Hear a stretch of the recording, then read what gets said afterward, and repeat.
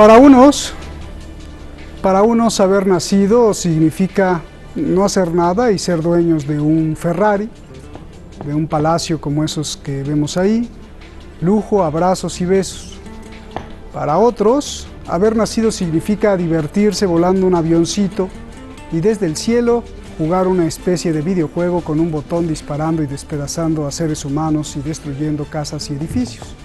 Para otros más, haber nacido significa ni siquiera saber dónde nacieron. Desde que abrieron los ojos han visto humo, misiles caer del cielo, balas rozar su sien y muerte y más muerte y más muerte a base de hambre, sed y pobreza. ¿Qué relación entre sí tienen estas tres clases de seres humanos que describí? Los millonarios, los combatientes y los niños. Pero déjeme ir más allá. ¿Qué culpa tiene ese niño de haber nacido debajo de las bombas que caen? ¿O qué culpa tiene ese niño que nació en cuna de oro siendo ya dueño de palacios? ¿Por qué yo no nací ahí?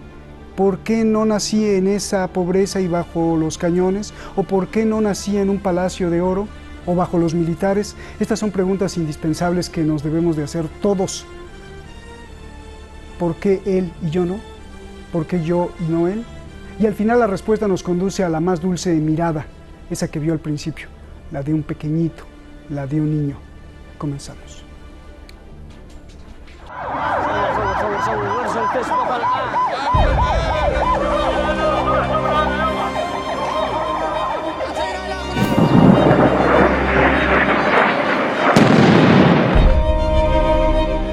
Más de 100.000 muertos, pero lo más importante, 3.400 niños muertos y mutilados por ataque militar, junto con las mujeres. Por lo menos más de 100.000 niños se murieron por no tener alimento. La cuenta se perdió. Hace 2 años iba en 85.000. Cada 10 minutos muere ahí un niño. 12 millones de niños necesitan ayuda humanitaria de emergencia. 2 millones de niños de menos de 5 años están muriendo de hambre, sufren desnutrición aguda.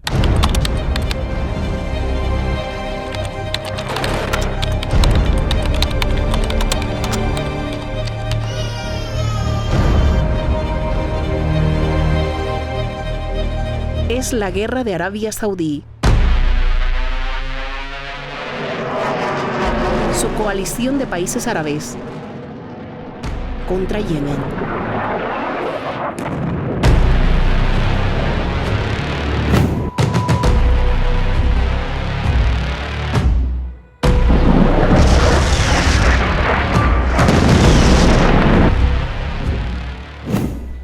Arabia Saudí lleva 5 años bombardeando Yemen. Y al ver todos estos destrozos y la mortandad de niños que ha dejado, sorprendentemente la ONU quita a Arabia Saudí de la lista negra de los que violan el derecho de los niños. La coalición liderada por Arabia Saudí en Yemen será retirada de la lista de violaciones para asesinatos y mutilaciones. Antonio Guterres, secretario general de la ONU. Arabia Saudí y su coalición habían sido incluidos en la lista negra en 2017 por la sangre derramada de tantos niños. Se le considera una lista de la vergüenza. Enlista al país o régimen que mate o dañe a niños en zonas de guerra. Hoy, Arabia Saudí es retirada de esa lista negra. Y escuche la razón. Simplemente porque está matando menos niños. El reporte más reciente de la propia ONU indica que Arabia Saudí y su coalición mataron y mutilaron a 222 niños en Yemen. The Secretary General has decided to delist the coalition in Yemen. The Secretary General has decided to delist the coalition to support legitimacy in Yemen for the killing and maiming of children. The decision was taken following 18 months of sustained, verified decrease in child casualties resulting from coalition airstrike in the Yemen. La ONG Human Rights Watch critica con furia a la ONU por eliminar a Arabia Saudí de la lista de la vergüenza. Acusa al secretario general de ignorar las pruebas de la propia ONU sobre las continuas violaciones contra los niños. El secretario general ha avergonzado a la ONU al eliminar a la coalición liderada por Arabia Saudí de su lista de la vergüenza, aun cuando continúa matando e hiriendo a niños en Yemen. Jo Becker, directora de Defensa de los Derechos del Niño en Human Rights Watch. Organizaciones internacionales como Save the Children sugieren que es el resultado de la presión política y económica de Arabia Saudí, como sucedió en el pasado. Esto demuestra que las partes poderosas pueden matar y mutilar a los niños o atacar a las escuelas y hospitales con impunidad. Irán denuncia que Arabia Saudí y Estados Unidos se burlan de los mecanismos internacionales con dinero y acoso. Y el movimiento popular yemení Ansarollah condena la inacción de la ONU.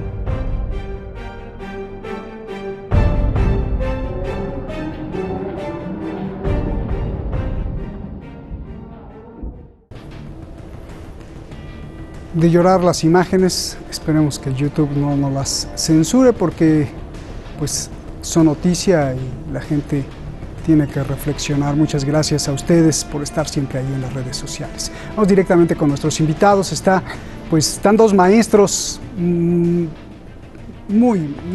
bien preparados. Layos Asdí, analista político allá en Puerto Rico. Muchísimas gracias, Layos.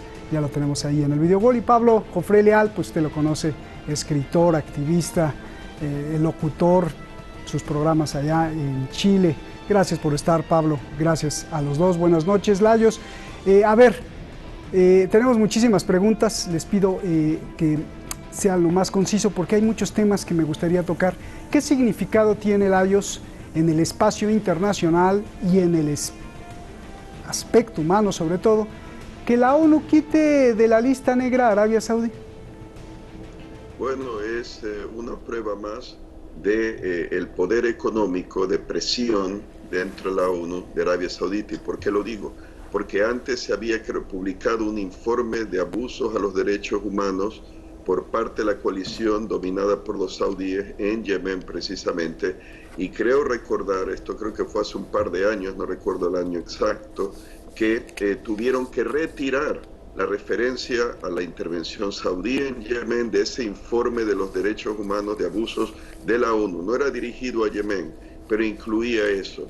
Y lo retiraron porque creo que salió en la noticia que Arabia Saudita presionaba con retirar su apoyo económico a la ONU, a las Naciones Unidas.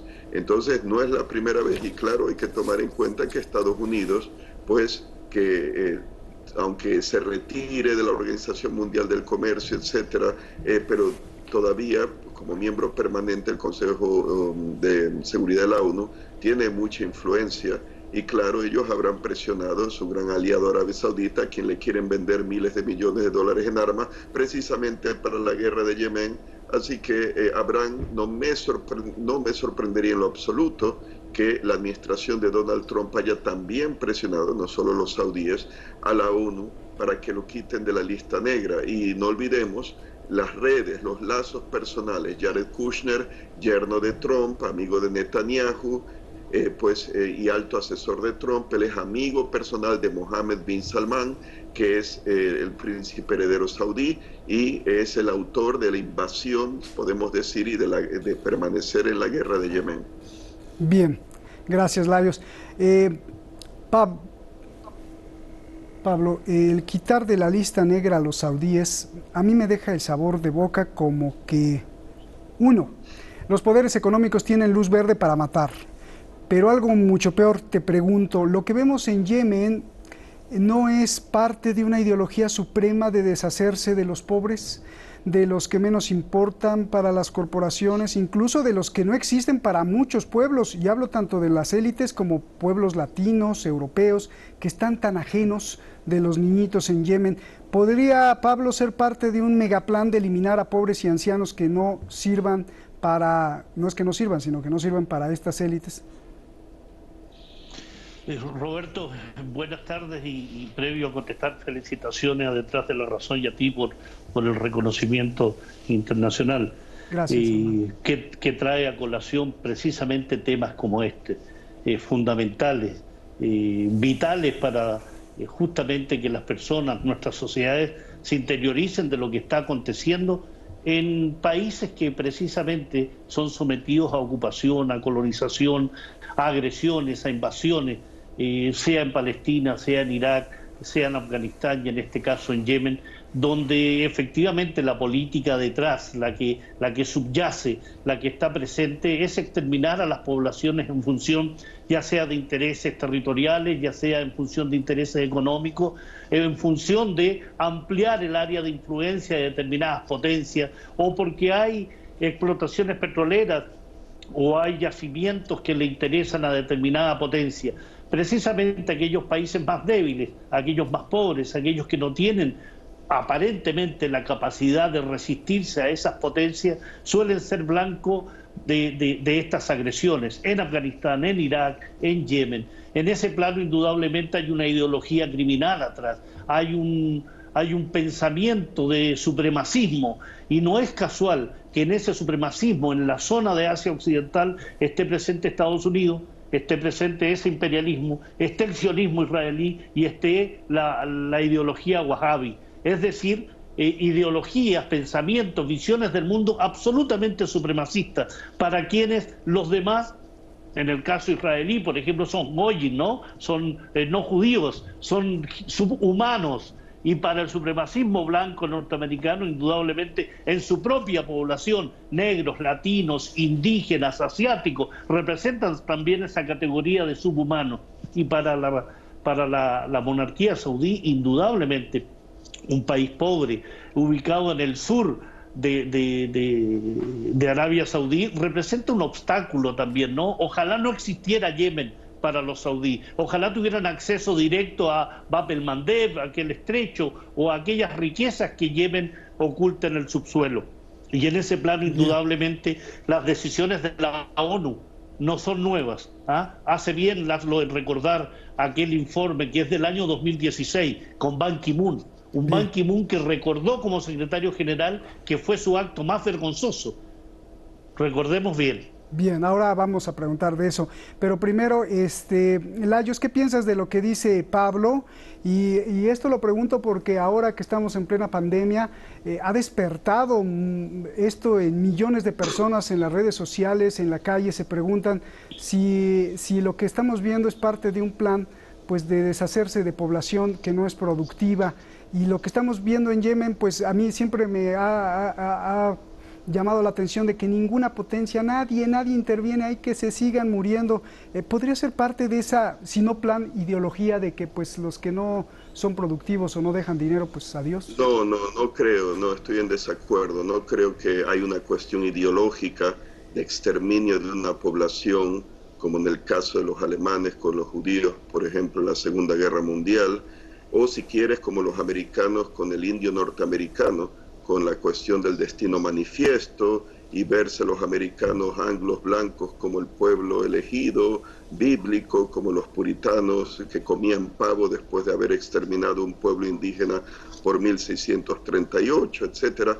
Esto es una forma de guerra, pero una guerra cruel, en que le han dado los americanos y sus aliados europeos rienda suelta a los saudíes, y los saudíes quieren dominar, someter a los chiitas, a la población chiita yemení, y yo diría que por eso es la intervención inicial, para aplastar, digamos que el golpe, el alzamiento, vamos a decir, contra el presidente que era reconocido, pues, y todavía lo reconocen internacionalmente, Hadi, pero claro, ¿por qué los chiitas, sobre todo defendidos por Ansarollah, se levantaron? Bueno, porque no había oportunidades económicas, porque vivían en la pobreza, les habían prometido, después de la salida del jefe de Estado autoritario, dictador Saleh, con la primavera árabe, que iban a mejorar la situación. Había habido una cuestión de unificación de Yemen, en que estaban los zaidíes, que son chiitas, que parece que por su rito se parecen más a los suníes, pero son musulmanes chiitas, tenían una especie de califa antes de la unificación, antes del golpe de los militares egipcios que habían estado entrenando el ejército de Yemen del Norte por el nacionalismo de Nasser. Y ellos, pues, para unificar al mundo árabe, tumbaron esa especie de monarquía, líder religioso chiita que había en Yemen del Norte.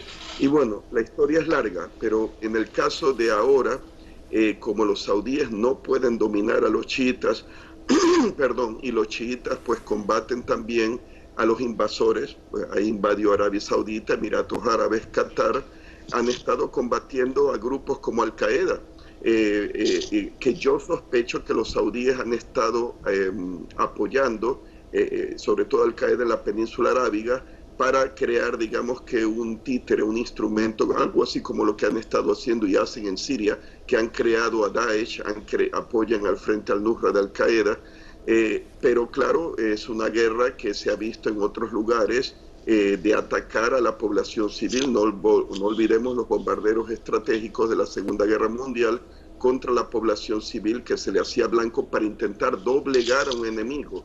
Y claro, Mohammed bin Salman y los saudíes, sobre todo esa forma de wahabismo, como dijo el compañero, extrema, un islam sunita radical, perdón, como el de Al-Qaeda, odian a muerte a los chiitas, los ven como apóstatas, o sea que hay que eliminarlos incluso, no deben de existir.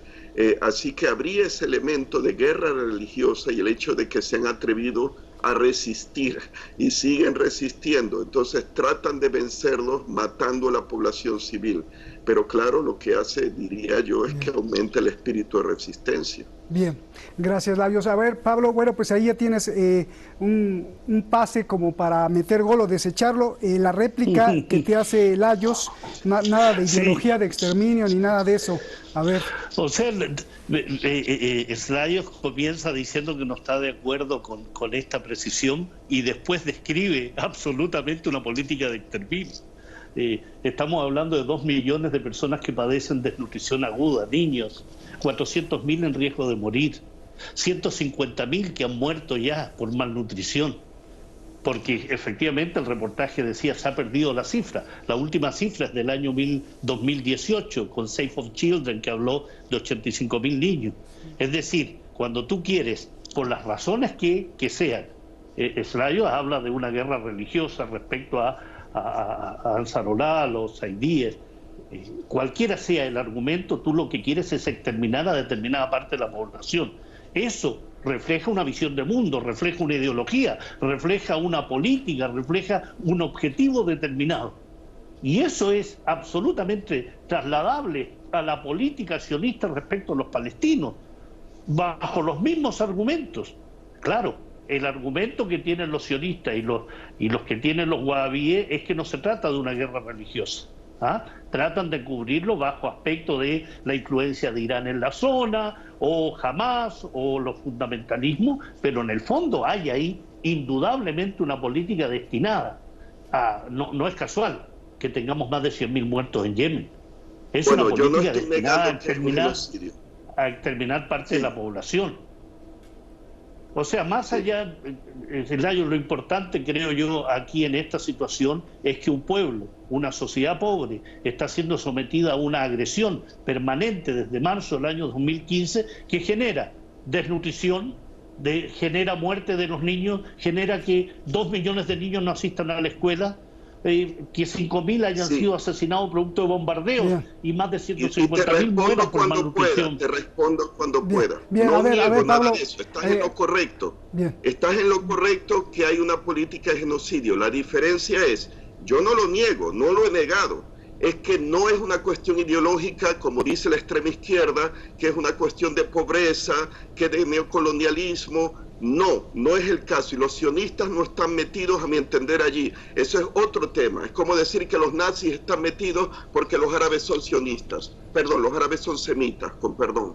Pero es otra cosa, es guerra, acto de guerra, como cuando Julio César se metió en el Opida de Avaricum contra los celtas galos, y porque resistieron y tomó la fortaleza, mató a todo el mundo como represalia. Es una forma de hacer la guerra lamentablemente muy antigua. No niego el genocidio, pero no es por motivos ideológicos de clase social, como diría la extrema izquierda, o por cuestiones de pobreza. Ahí es la diferencia. Bien, Lajos, ya que estás aquí para que completemos esta ronda, quiero que me contestes esto.